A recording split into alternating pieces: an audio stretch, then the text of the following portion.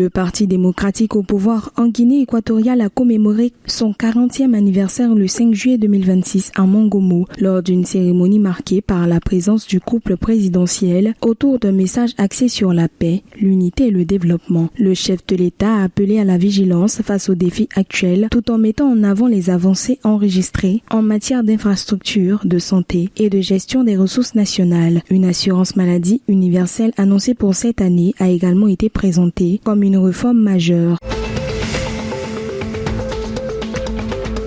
Président en exercice de l'Union africaine Évariste Ndayishimiye, des pourparlers pour la situation politique en RD Congo ont débuté à Bujumbura le 5 juillet 2026. Ces consultations stratégiques rassemblent des leaders de la coalition d'opposition C64 ainsi que des représentants majeurs des confessions religieuses, notamment de l'Église catholique, de l'Église du Christ au Congo et des églises du Réveil. Cette démarche diplomatique vise à trouver des solutions concertées pour résoudre la crise politique actuelle qui touche le pays. L'économie du Tchad a enregistré une croissance de 3,4% au premier trimestre 2026 par rapport à la même période de 2026, portée principalement par les services, la construction, le commerce et l'agriculture vivrière. Le secteur tertiaire reste le principal moteur avec une progression de 4,4% soutenue notamment par les administrations publiques, la santé, l'éducation et les télécommunications.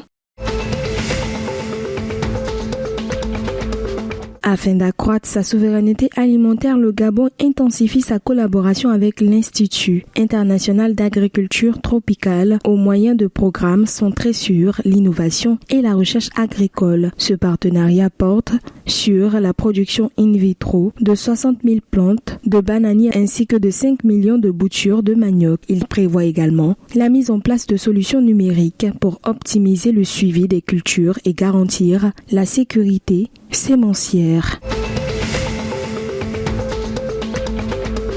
À quelques jours du coup d'envoi de la CAN féminine 2026, les Lionnes indomptables peaufinent leur automatisme pour aborder la compétition avec ambition malgré un repêchage tardif. Logé dans le groupe D, le Cameroun jouera face au Mali le 29 juillet, au Ghana le 2 août et au Cap-Vert le 6 août avec l'objectif de bien démarrer et décrocher une qualification pour la phase à élimination directe.